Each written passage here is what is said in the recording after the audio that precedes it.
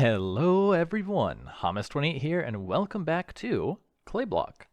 So, as we left off last episode, we entered MV, and now we're going to be able to start ramping up production of our factory. Now there is one really big issue I've stumbled across, and that issue is tin. If you remember, okay, that machine is actually very loud, let me come over here. As you remember, tin is integral for the factory, but we cannot get tin. Where's the ore? Platinum? Tin ore, there we go. We're currently unable to get tin ore from any method. And funny enough, the developer of the mod pack, when I told him this, said, can you not get it from steel drills? And when you look up steel drills, you'd be happy to find, no, you cannot get tin from steel drills. I'm not sure if it was supposed to be in here. I was checking around like, oh, am I supposed to get it from antimony? But no, that's something else entirely. Am I supposed to get it from one of these? Am I supposed to make it? And that really doesn't seem to be the case. You know, there's no way to make tin at all, which means there's only one way to do it, and that's from our neat little guy here, clayium. Now, that we've entered MV, we are able to make a centrifuge, and the first one I've made is currently turning water into heavy water by spinning it at really fast speeds, and then mixing it with lava and clayium to produce clayium blocks. That then gets sorted out, with one going into here and the other one going into the drawer. So we can produce clayium without having to go back into the end, which is quite nice. Now then, you might be wondering, what is this? Well, my friends, this is what I've built to use our clayium and automatically convert it through block crushing into a block of primed clayium. Now, to run this, we are going to need some 9x compressed clay. So let me head over to our steam quarry real quick, which should be running. Yep, running. Nice. And it's full of drills as well. Always good to see. And let me empty this so it only fills up here. There we go, 34 9x compressed, and none of the other ones. Can I even get the other ones? 2, 4, 6. Technically, if you want to be 100% efficient, as you can see, there's 8 different drops. You would have to have 4 of these basalted item output hatches, so you can always get everything. But I think I can still get the 10x from this, even with those, but I probably should add one more basalted item hatch. Let's see, basalted, I might be able to craft one. Basalted item output hatch. Item output hatch. We'll just need one of these guys, which will need some of that. I'll add that later. Now that we have access to the advanced machine frames, I could even make the one that holds 4 instead of 2. Regardless though, this is what I spent hours building, and it finally works. And it's actually quite simple. So all you really have to do is this drawer on top is storing the 9x compressed clay. This chest over here is storing clayium. So in theory, you could have the output of the drill and the output of the clayium over there always feeding into these 2 drawers to keep it running 24/7. But I'm not quite sure if it works 24/7. I did do a lot of bug testing, but even with all the testing I don't think I've hammered out every single bug. Now, I did use the schematic cannon to place everything and found I had some issues.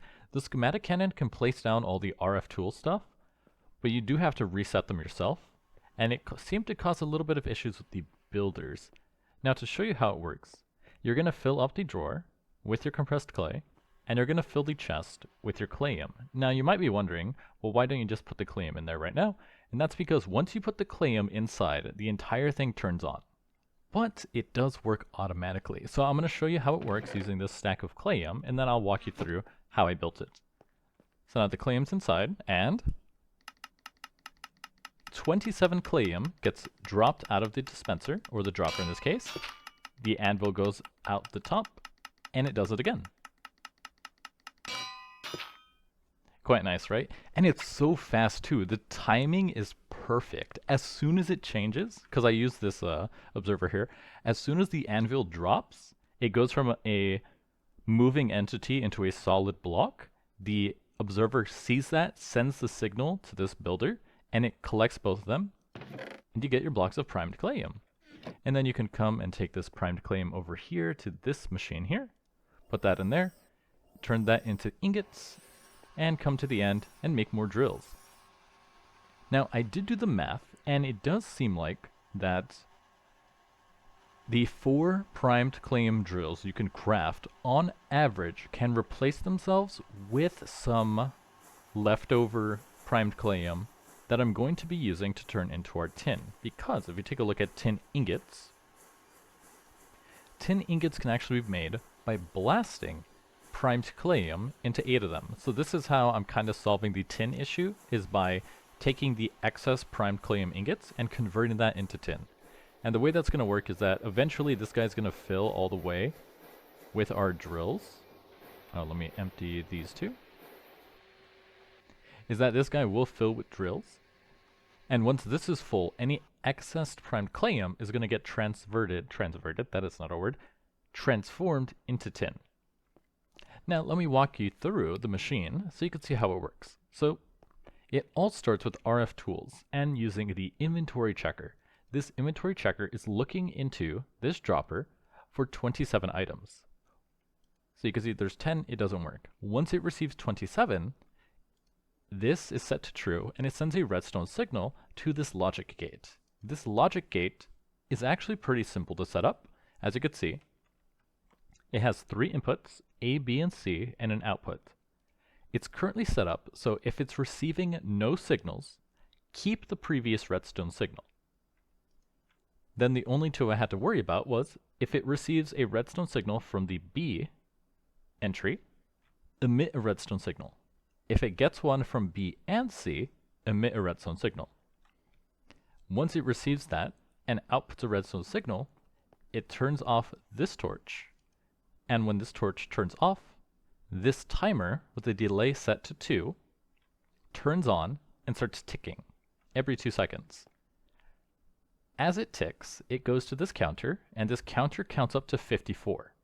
Once it counts to 54, it turns on and sends out a redstone signal back to the logic gate to turn it off. It also goes to this redstone transmitter, which tells this transmitter up here to drop the anvil. Then, every time the timer ticks, it sends a signal to this redstone transmitter, which is focused into the dropper. That's how I get it to drop 27 times.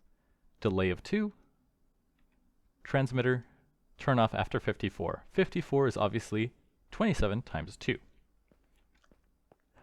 So you can see how it works. 27 clayium is detected, sends the signal to turn on, clicks 27 times, drops that into the chamber. Then once it counts to 27, drop an anvil. Anvil drops, converts the compressed clay into primed clayium.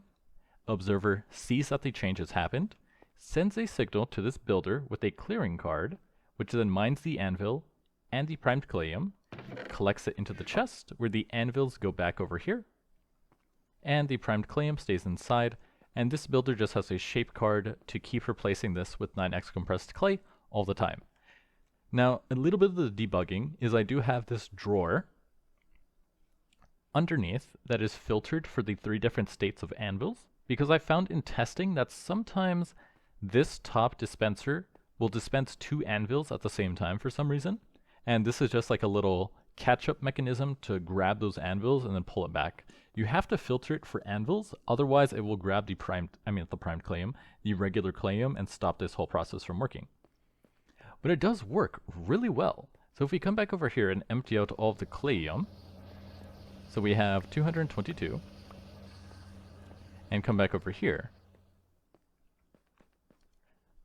the only functionality that's a little annoying is that whenever the dropper receives a redstone signal, if you have, say, let me do this. See, I'm learning, guys. I'm doing that now. If you have 27 in different slots like this, it pulls randomly, but the inventory checker is only looking in the first slot, which makes it a little annoying. So you could have like this, 64 in here, but since it's only looking in the first slot, it's not going to activate. Which is why I have this little chest here, because the chest pulls from here into the dropper and always puts it into the first slot. So now if you fill this up with your regular clayium, you can watch it just go. And I'm so glad it just works. It took like 3 to 4 hours to build it, and now it's pretty much fully automatic.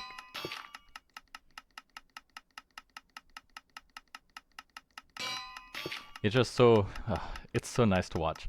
The only really improvements I can make is probably setting it up so it can auto-craft anvils to get stored inside. The only issue is, let me walk away because it is it's a little loud when it's running, is that there's no way for me, I don't think, to store more anvils inside and not just have it completely filled all the way with like 9 stacks of 64 anvils. Sometimes some clayium does get to the top, as you could see. And, interesting. Yeah, so you can see it's not perfect. So we have a little bit that got stuck. But for the most part, it just works. And then you come back over here, and look at that, block of primed clayium. So you can see sometimes it goes out of sync and collects the compressed clay. But for this kind of failure rate, for being fully automatic, it's pretty good. Saves you a lot of time.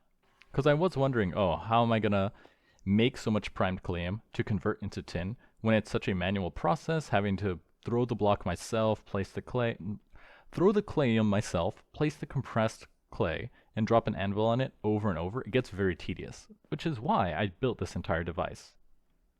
So now that that's out of the way, I can continue with the growth of the factory. Because now that we've pseudo-solved tin, what we need to get next is our electric quarry. And the main thing holding us back from these guys is the large motors are very aluminum heavy, which means we need to start making a centrifuge to use for, it's actually easier if I just type bauxite, throw bauxite into, oh, it's the electrolyzer, not the centrifuge.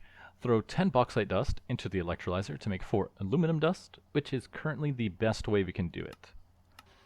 There is also the ruby dust method, but I don't think that's going to work since redstone is also not easy to automate, especially since I have to just buy it, which is something I found weird. Now, I did mention that to the modpack dev that redstone and tin should be able to be obtainable via quarries, because obviously you want to be able to fully automate the entire production chain, but he didn't say anything about fixing it, so I'm not sure if that's on his radar yet. Now, for a quick little math lesson, hopefully I remember to overlay my math here. If you take a look, you can see, and this goes back to the rate of return from making clayium, well, not making clay, making primed clayium. We can produce 4 primed clayium drills at a cost of 8 clayium per drill. Well, drill head, because 1 drill head makes the 4 drills. So it takes 8 clayium ingots to make 4 clayium drills. But looking at the math, you can see that at a 4% chance to break, that gets us on average 25 uses. Now, I did the probability matrix of 7 to 10. Well, this is not a probability matrix, it's a table of 7x to 10x. 7 and 8x are kind of useful, but not really, because we only care about 9x and higher. And to get 7x to 9x would take 16 uses, which is not really feasible.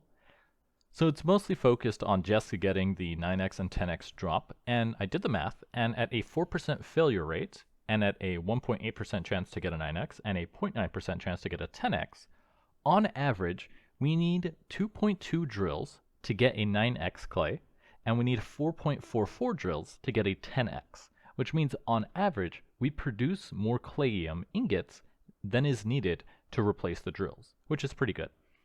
Which is why we need to upgrade to the electric quarry, because the upgraded clayium drills have a 1% chance to break, which changes the math completely. As going from a 4% chance to break to a 1% chance to break takes us from 25 uses on average to 100 uses on average, and under that math, the probability we get a 9x, on average, we only need more than half of a drill to get a 9x. So since we get 4 of them, we expect to replace it after a single drill, almost every single time.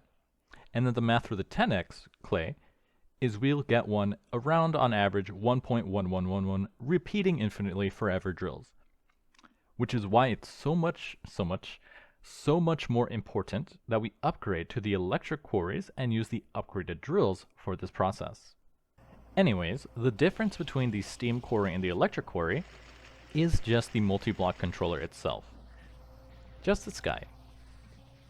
You don't have to change anything else other than, upgrading it, but for right now, what I'm looking at is going to be, we're going to start needing multiple of these electric quarries, which is going to of course need more power, but the first thing we're going to need from the electric quarry is steel drills so we can start getting bauxite ore to process into aluminum, which is going to be probably the most important part of MV, is getting aluminum at a pretty solid rate, because everything is going to hinge on how much aluminum we can produce to make all of the upgraded components.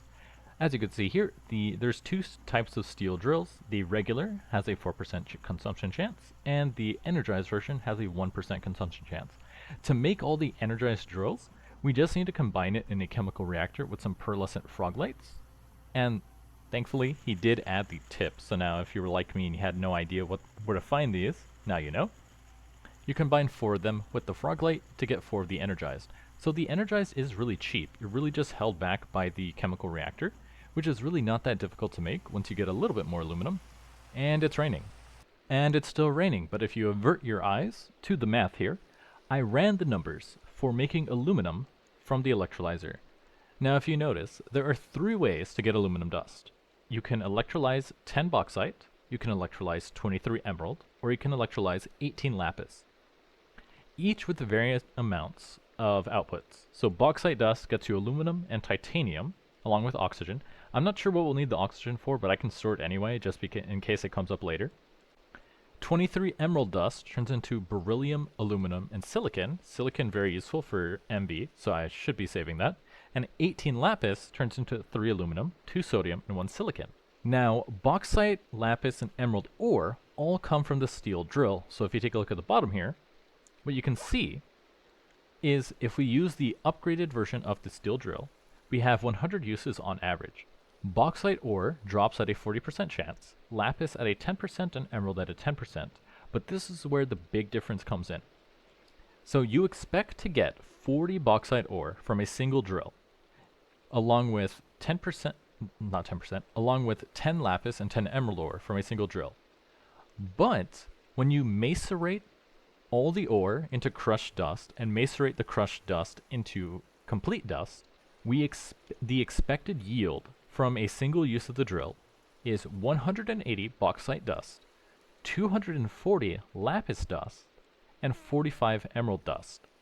When we convert that to aluminum and ignore everything else, that means that a single steel drill, upgraded of course, can produce 45 aluminum ingots from bauxite, 120 aluminum ingots from lapis, and 15 aluminum ingots from emerald. Now, of course, this is all on average, but since we're going to be running this forever, we're going to converge to the average. Like, if we did this in the short term, we might get lower, might get higher, but since we're going to be running this forever, it's going to converge to the average as it smooths out and all the outcomes follow the probability distribution. What this means is, from a single electric quarry, using our upgraded steel drills, we'll be able to produce, on average, about 180 aluminum ingots per run. Now, the electric quarries do overclock, so they run pretty fast, and with the upgraded version, I think it runs every 7.5 seconds base, and I think it overclocks twice, so probably down to like 3 seconds. So that should handle all the aluminum we need for the factory. And since we produce massive amounts of steel currently, we should be able to keep making steel drills pretty easily.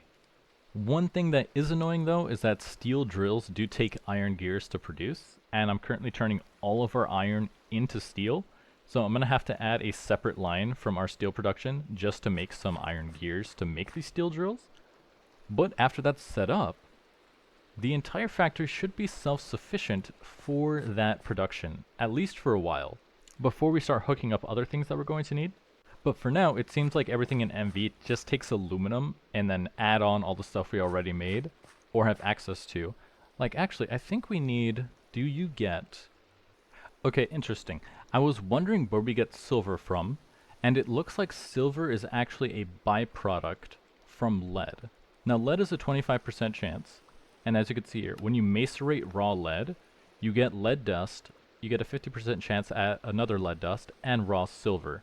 Raw silver then be macerated into dust for a chance at doubling it, and you can also make raw silver from blasting 9x compressed clay. So because we have such a big output, we might need, once we have the electric quarry with our upgraded clayium drills, we're going to have to split it between making primed clayium, tin, and silver, because depending on how much silver we're going to need, and silver is integral for electrum cables, which are used for everything in MV, we're going to need quite a lot of this.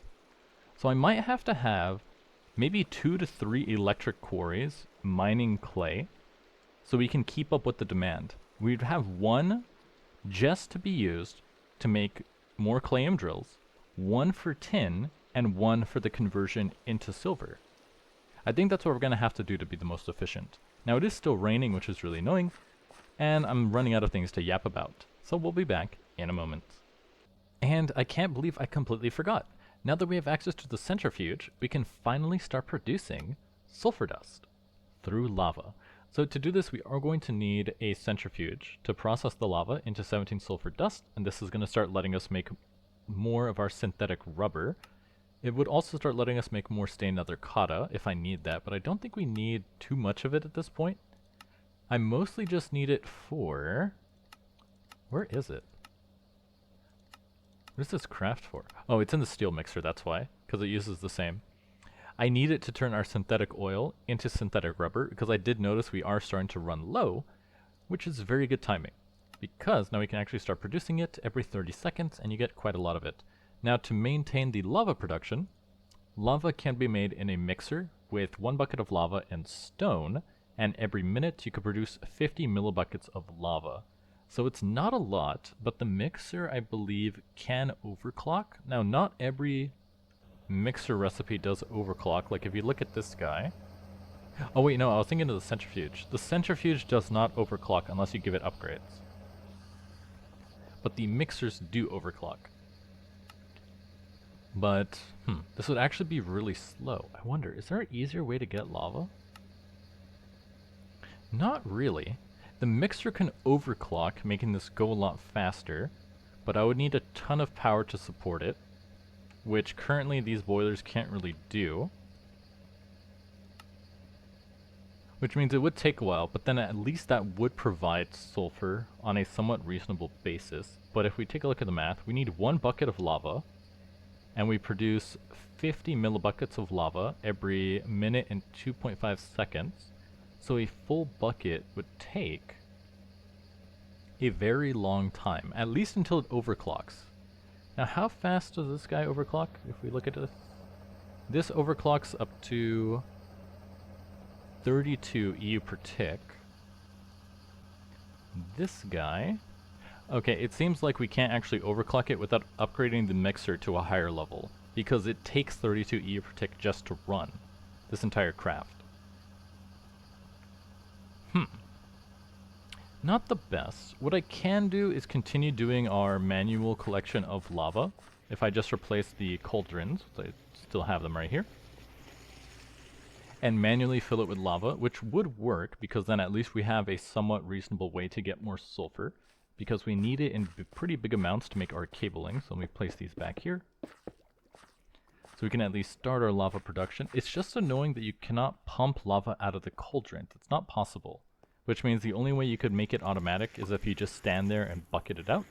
But for making stuff like the sulfur for this stuff here, as you can see, we're out of synthetic rubber, which is the prime component into our tin cable production, and we are starting to run low as this fluid pipe has all of the reserves inside of it.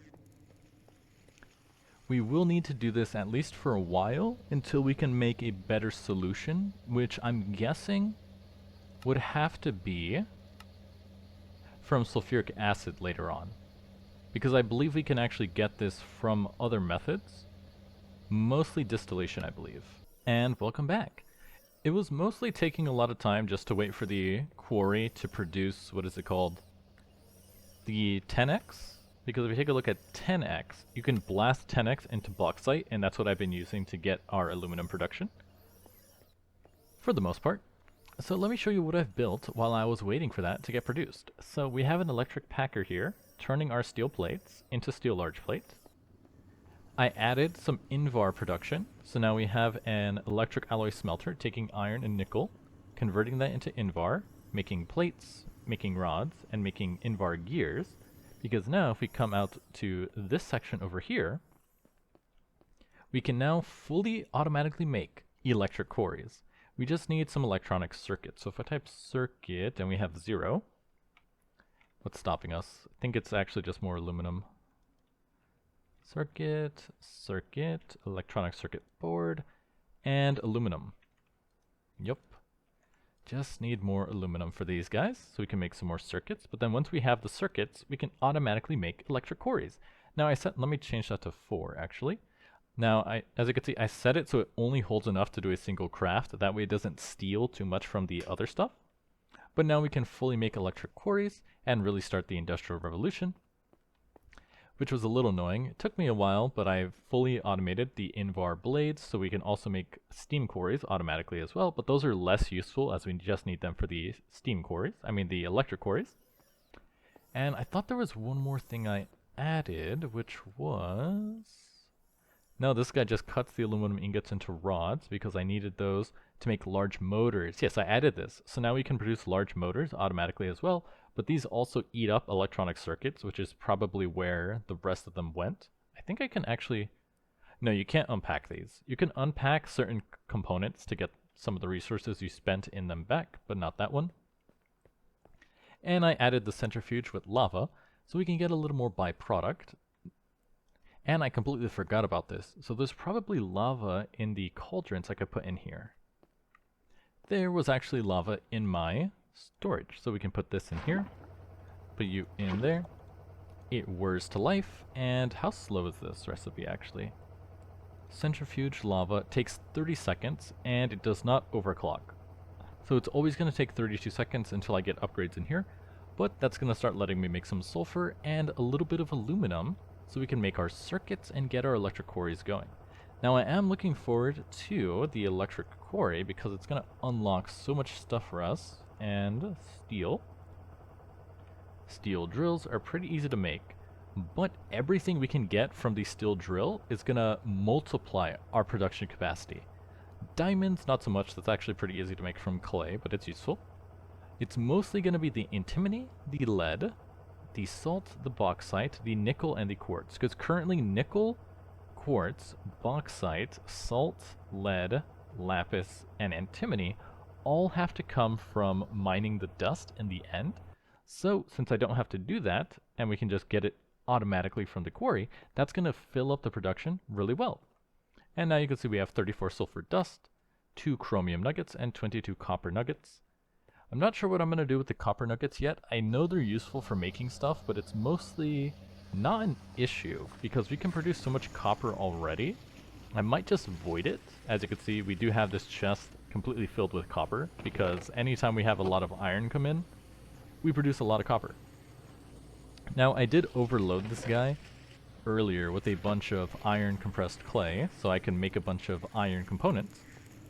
But for now, I don't need to worry about that, and now I have the sulfur dust for this, and we can make more synthetic rubber, which is pretty nice.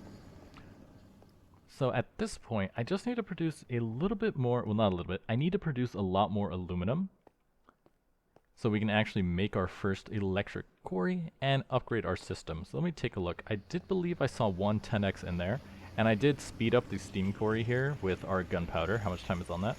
24 minutes, nice. 10x.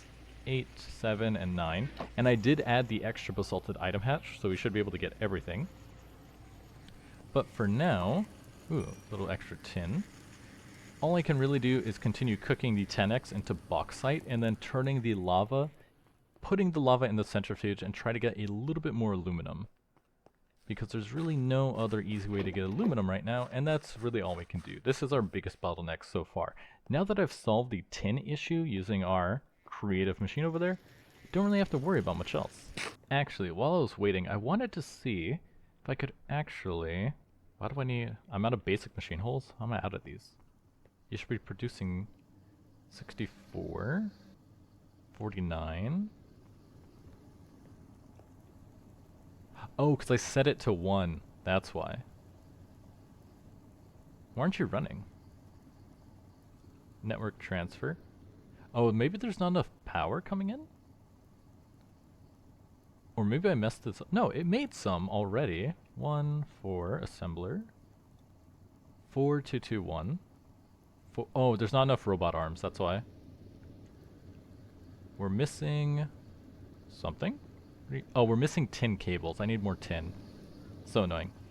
Anyways, the thing I wanted to check is if I actually put this assembler here and hook you up to power and hook this up to the network, I wanted to see if we can start automating the production of the drill heads. Oh, this needs soldering alloy, so let me actually move this. It's so annoying, you can't just wrench the machine.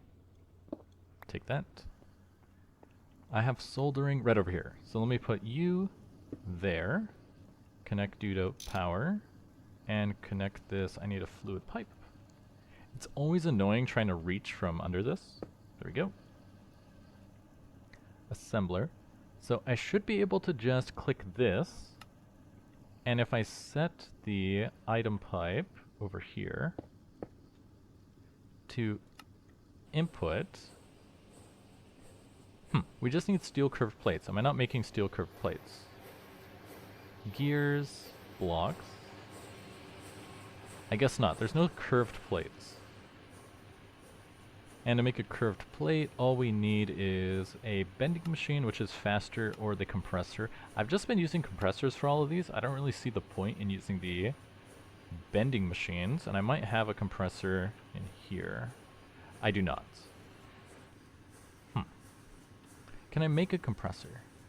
Compressor. I should have access to all of these, so I should be able to just do this. See, this is why it's so neat to have everything fully built. And cable this. Click this. If I type compressor, click that, and then set this to blacklist, it should fill up. Actually, too fast. I forgot about that. I always forget about this. Set that to 2. This is 4122. So 4, 1. 2 and 2. And I usually don't show like all of this crafting stuff, but I thought at this point, since everything is like really built out, I wanted to start showing it just so you can see how like ubiquitous crafting is. Because when we started, it was such a slog, but now it's literally I can place down an assembler, tell it what I want to build, and the entire system is like no problem. We have all those items right here. But we do need a lot more tin, so I need to process some more of that. Then we use the machine real quick. I just need some clayium. There we go. I added some more tin to the system. Now we have our electric compressor. So now if I just slap this onto this system over here, where all the steel is currently getting processed. Might as well keep it next to each other, and we have a slot right here. Now I just needed to make the steel curve, like so.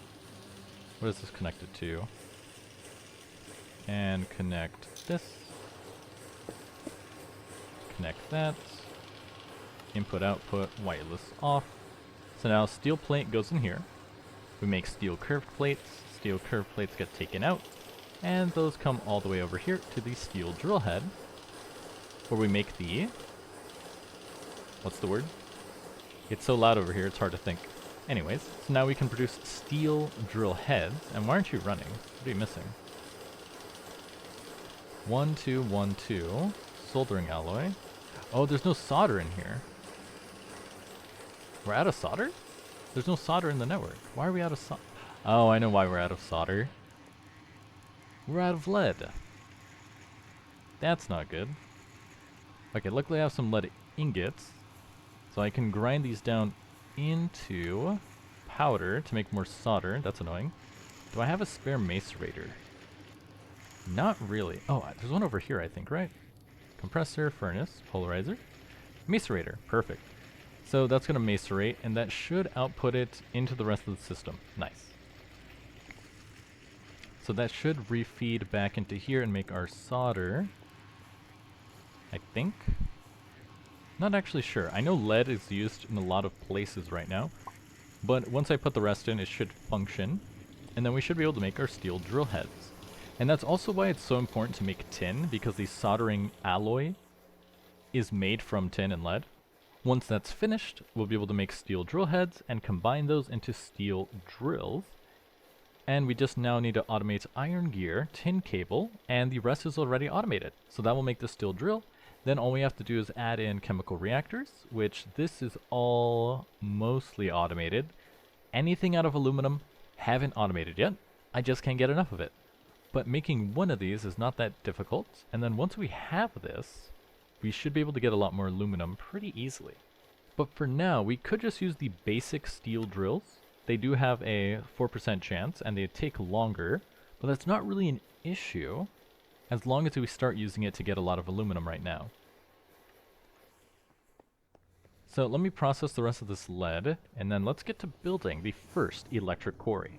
Alright, so it took quite a while, and let me grab this tin here. Throw it into the system, make more tin cables. It took quite a while, but now we are fully automated with the production of steel drills. So now, all I have to do is make sure this is set to input-output, so we can take the drills out. If we turn the corner, actually, we'll hold that thought 1 second. I need to grab some item pipes. Now, if we turn the corner, we can see our beautiful electric quarry. Ta-da! Fully upgraded with our brand new advanced item output hatches. They hold 8 each. Is that actually enough for the steel drill? 1, 2, 3. Oh, we actually need one more, because it looks like we might actually miss something, so I'll add that later. But for now, all we have to do is connect this item input hatch with steel drill, connect it here, the drills go inside, it's powered by the turbines over there, and it turns on. So as you can see, it's running off of 12 EU per tick, but it looks like it can overclock 10 times, so it is a pretty big power hog, but it's going to run insanely fast. But now, at this point, we're able to automate the production of antimony, diamond, lapis, lead, nickel, bauxite, salt, emerald, and quartz, and in turn, we're so much closer to getting fully automatic aluminum production and upgrading the entire factory to the MV tier.